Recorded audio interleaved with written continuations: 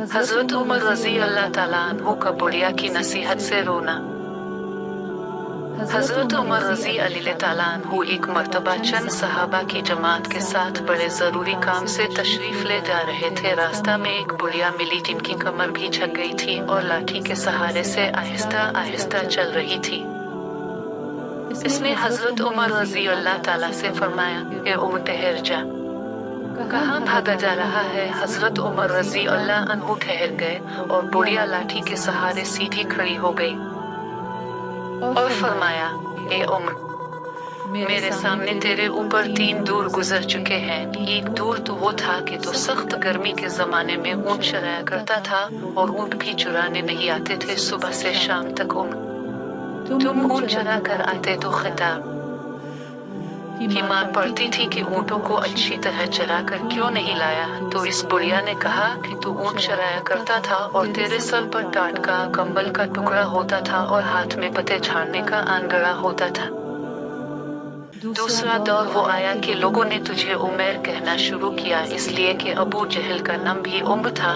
उसकी तरफ से पाबंदी थी कि मेरे नाम पर नाम न रखा जाए। घर वालों ने हजरत उमर रजी अल्लाह ताला के नाम में तस्वीर करके उमर कहना शुरू कर दिया था। दोहे में गज़वा बदर एवा और इसमें अबू जहल मारा गया। इस वक्त तक तुमको उमर ही कहा जाता था। बुढ़िया ने कहा कि अब तीसरा दौर ये है कि तुझे ना कोई उमर कहता है ना उमर, बल्कि अमीर अल मोमिनीन कहकर पुकारते हैं।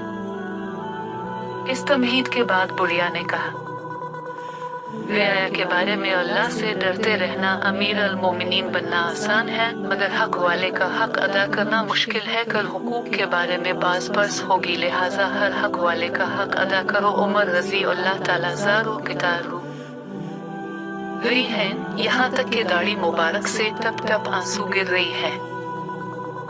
सहाबा जो साथ थे उन्होंने बुढ़िया की तरफ इशारा किया कि बस तशरीफ ले जाओ। हजरत उमर रजी अल्लाह ताला के रोने की वजह से जुबान भी ना उठ सकी। इशारा से ही मना फरमा दिया कि उनको फरमाने दो जो फरमा रही है। जब वो चली गई तब सहाबा किराम में से किसी ने पूछा कि ये बुढ़िया कौन थी जिसने आपका इतना वक्त ज़ाय किया। हजरत उमर रजी अल्लाह ताला अन्हु ने फरमाया कि अगर ये सारी रात खड़ी रहती तो उम्र यहाँ से सरकने वाला नहीं था, यहाँ तक कि फजर की नमाज का वक्त हो जाता। ये खौला बिन सलबा है जिनकी बात की शनवाई 7वें आसमान के ऊपर हुई और हक ताला ने फरमाया, तर्जम, यकीन अल्लाह ने इस औरत की बात सुन ली जो अब से अपने शौहर के बारे में झगड़ रही थी और अल्लाह के आगे शिकायत कर रही थी। फरमाया, उम्र की क्या मजाल थी तो उनकी बात न सुने जिनकी बात 7वें आसमान के ऊपर सुनी गई।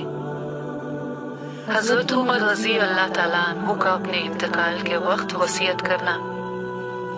हजरत यहिया बिन इब्बी राशिद नसरी रहमाहुल्लाह ताला कहते हैं कि जब हजरत उमर बिन खिताब रजी अल्लाह अन्हु की वफात का वक्त करीब आया तो अपने बेटे से फरमाया, ए मेरे बेटे, जब मुझे मौत आने लगे तो मेरे जिस्म को मोड़ देना और अपने दोनों घुटने मेरी कमर के साथ लगा देना और अपना दायां हाथ मेरी पेशानी पर और बायां हाथ मेरी ठोड़ी पर रख देना और जब मेरी रूह निकल जाए तो मेरी आंखें बंद कर देना और मुझे दरमियानी किस्म का कफन पहनाना कि विंक अगर मुझे अल्लाह के हाँ खैर मिली तो फिर अल्लाह ताली मुझे इससे बेहतर कफन दे देंगे और अगर मेरे साथ कुछ और हुआ तो अल्लाह ताला इस कफन को मुझसे जल्दी छीन ले गए और मेरी कब्र दरमियानी किस्म की बनाना, क्योंकि अगर मुझे अल्लाह के हाँ खैर मिली तो फिर कब्र को तहत निगाह कुशादा कर दिया जाएगा और अगर मामला इसके खिलाफ हुआ तो फिर कब्र मेरे लिए इतनी तंग कर दी जाएगी कि मेरी पसलियां एक दूसरे में